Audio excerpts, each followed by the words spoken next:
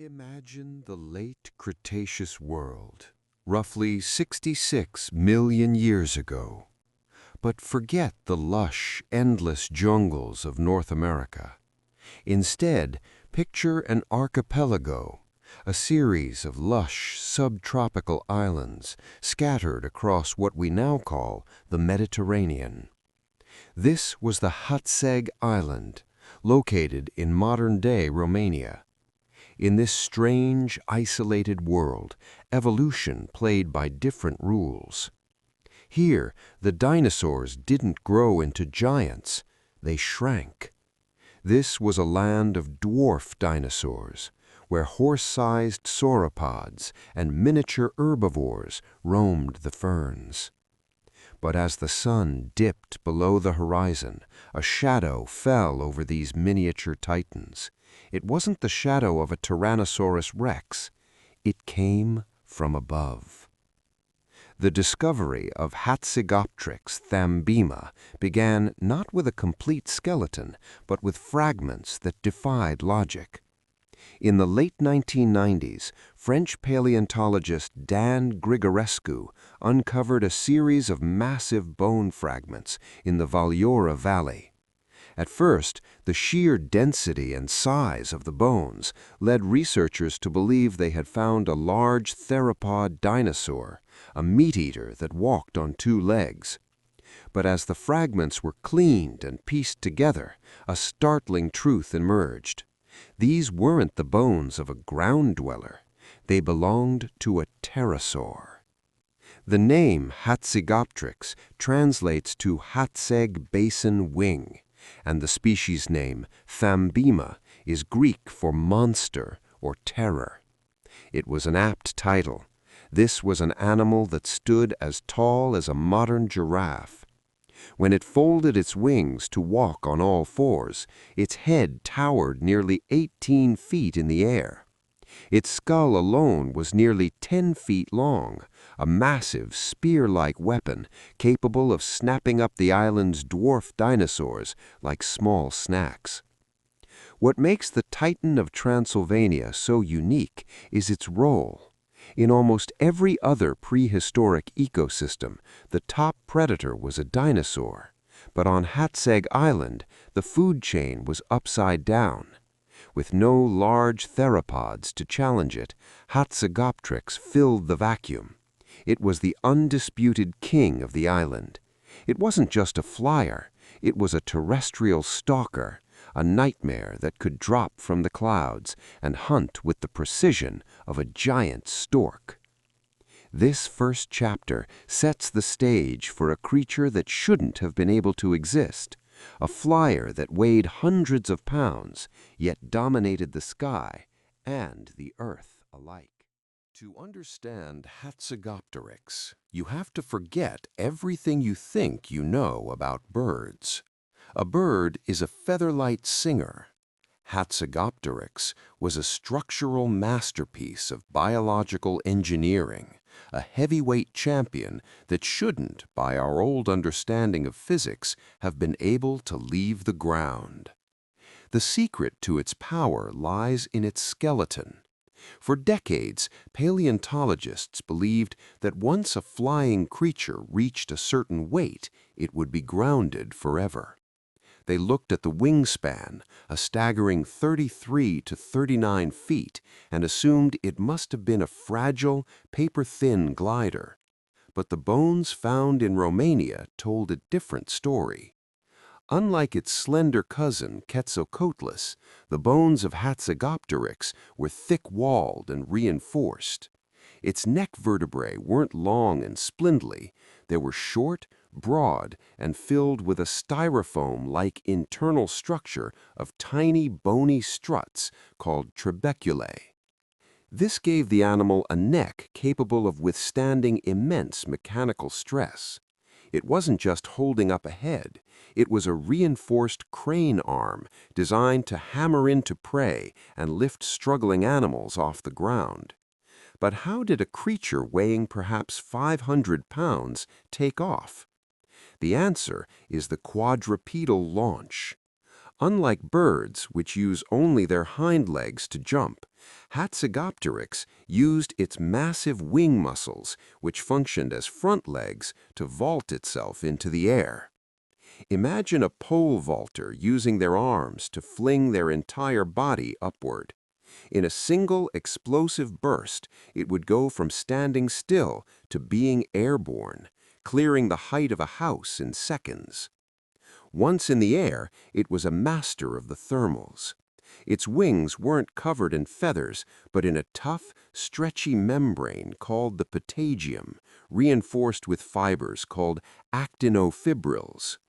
This allowed the animal to shapeshift its wings in mid-air, adjusting to the wind with the precision of a modern fighter jet. Despite its bulk, it was a transcontinental traveler, capable of soaring across oceans for days at a time without flapping, using the sun's heat to stay aloft. Yet its most terrifying feature remained its skull. Nearly 10 feet long and constructed of lightweight but rigid bone, it was a massive, toothless beak that ended in a sharp, pointed tip. It was the ultimate multi-tool, a rudder for flight, a spear for hunting, and a display piece for rivals. In this chapter, we see that Hatzegopteryx wasn't just a large animal, it was an evolutionary tank that conquered the sky through raw power and structural brilliance.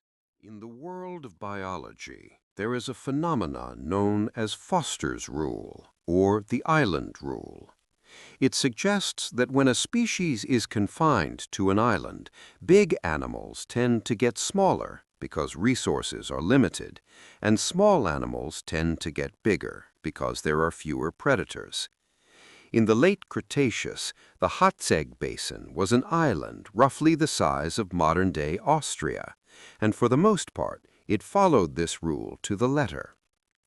Imagine a landscape filled with dwarf dinosaurs. You would see Magyarosaurus, a sauropod related to the colossal titanosaurs, but instead of being the size of a house, it was barely larger than a horse. You would see Zoomoxis, a stout herbivore that looked like a miniature version of its mainland cousins. On Hatzeg, everything was shrinking. Everything, that is, except for Hatzegopteryx. Why did the Titan of Transylvania go in the opposite direction? To understand this mystery, we have to look at the ecological vacuum of the island.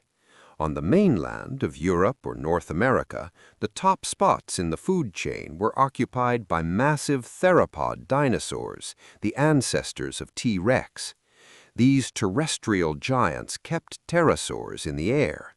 If a pterosaur spent too much time on the ground, it risked becoming a snack for a predator that outweighed it by tons. But on Hatzeg Island, there were no large theropods. The dwarf dinosaurs were too small to occupy the apex predator niche. This created an unprecedented opportunity. Hatzegopteryx didn't just fly to the island, it conquered it. Because it could fly, it wasn't limited by the island's resources. It could travel hundreds of miles to the mainland to feed or mate, and then return. But on the island itself, it had no rivals. Evolution began to favor power over weight saving. While other giant pterosaurs, like Quetzalcoatlus, evolved long, thin necks to snatch fish or small lizards from a distance, Hatzegopteryx developed a thick, reinforced neck and a massive, wide skull. It became the heavy cavalry of the skies.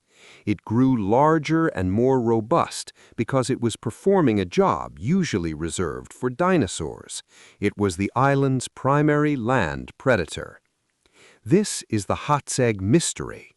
While the world around it was shrinking, Hatzegopteryx used its ability to fly to bypass the limitations of island life, while using its lack of competition to become the largest flying predator the world would ever see. It was a biological anomaly, a giant in a land of pygmies. For a long time, we imagined giant pterosaurs as ancient albatrosses, elegant gliders that spent their lives over the open ocean, occasionally dipping their beaks into the water to snag a fish. But the anatomy of Hatzegopteryx tells a much darker, more grounded story. This wasn't a scavenger or a fisher, it was a terrestrial stalker, a nightmare that hunted on foot. Imagine standing in a dense Cretaceous forest. You hear the rhythmic thud, thud, thud of something massive approaching. But the sound isn't coming from a heavy-set dinosaur.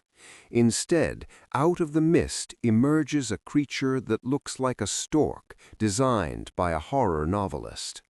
It walks on 4 legs, its folded wing struts acting as powerful front limbs. It moves with a high-stepping, eerie grace, its head swaying 10 feet above the ground. In this chapter, we look at the stork from hell hypothesis. Unlike its relatives, Hatzegopteryx had a disproportionately wide and reinforced skull, while Quetzalcoatlus had a slender, tweezer-like beak for picking up small prey. Hatzegopteryx had a massive, blunt instrument. Its jaw was wide enough to swallow a human child or a dwarf dinosaur whole. Its hunting strategy was likely find and dispatch. Using its incredible height, it could look over the low ferns of Hatzeg Island, spotting the movement of juvenile sauropods or the small herbivore zalmox. Once it targeted its prey, it didn't just strike, it overwhelmed. It could use its massive beak as a spear to deliver a killing blow to the spine or skull, or simply use its sheer weight to pin the animal down. The most chilling realization for paleontologists was the strength of its neck. Biomechanical models suggest its neck was far stiffer and more muscular than any other pterosaur. This means it could handle the struggle of large prey. It could grab a 50-pound dinosaur, thrash it against the ground, or toss it into the air to reposition it for swallowing. On the islands of the Late Cretaceous, Hatzegopteryx was the undisputed terrestrial apex predator. It didn't need to be the fastest flyer, it just needed to be the most efficient walker. It had turned the sky into a transport system and the ground into its personal buffet. This wasn't just an animal that lived in the sky, it was an animal that used the sky to find its next victim on the earth. The reign of Hatzegopteryx was not a brief evolutionary fluke. It was the climax of over 150 million years of pterosaur evolution. By the end of the Cretaceous, the small, sparrow-sized pterosaurs that once flitted through the forests were mostly gone, replaced by birds.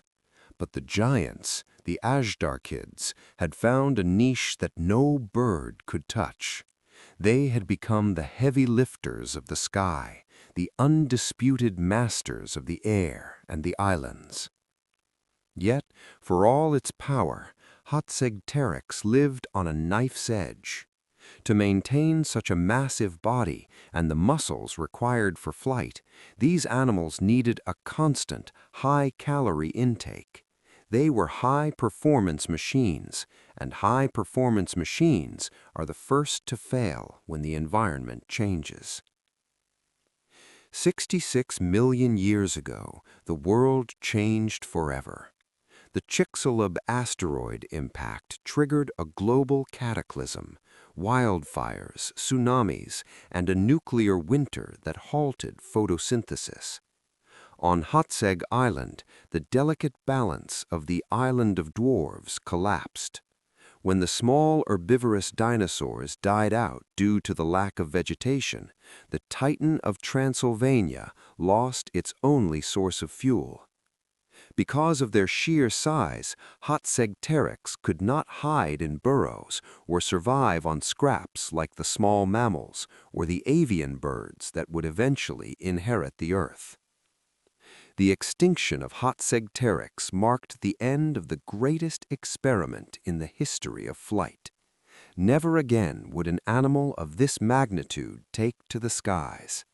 When we look at the fossils today, the thick neck vertebrae and the massive honeycomb-structured skull fragments, we aren't just looking at a weird bird. We're looking at a creature that challenged the very limits of biology. The legacy of Hatzegopteryx lives on in our changing understanding of the prehistoric world. It taught us that pterosaurs weren't just side characters to the dinosaurs. They were capable of being the protagonists, the apex predators, and the kings of their own domains. They proved that flight wasn't just an escape, it was a weapon. As we conclude this journey, we leave the Hatzeg Basin not as a graveyard, but as a testament to the sheer creativity of evolution. Hatzegopteryx remains the ultimate what-if, a giraffe-sized, man-eating stork that once looked down upon the world from the clouds of ancient Romania.